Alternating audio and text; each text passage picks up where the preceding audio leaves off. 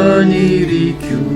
raha toka sitrakao ny andova lalitra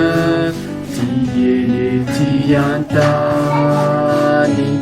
kanefa tsy izao irery fireo zay mino anao miaraka mikio hatrany etre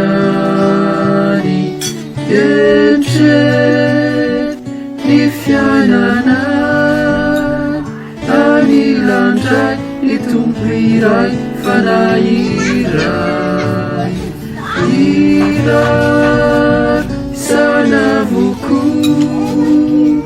eo asaso iray ny fo iray ny lo raha io naona moe ratoka ani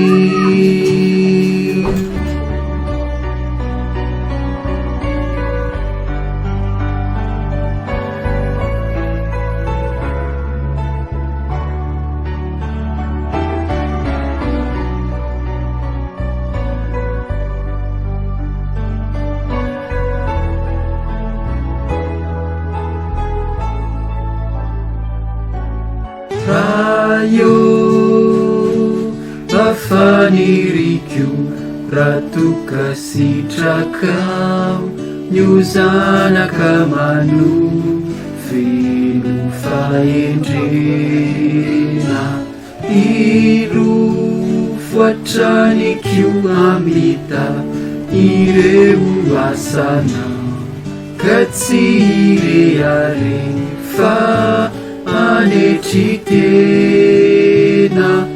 entre ny fiainana anilantray ny tompo iray fanahy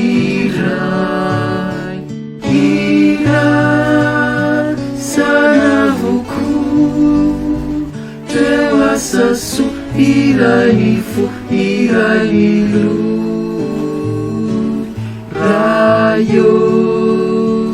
naona moe ratoka ani etre ny fiainana anilandray ny tompo iray fanahy iray sanavoko teo asaso iray ny fo iray ny lo rayo naona moe ratoka ani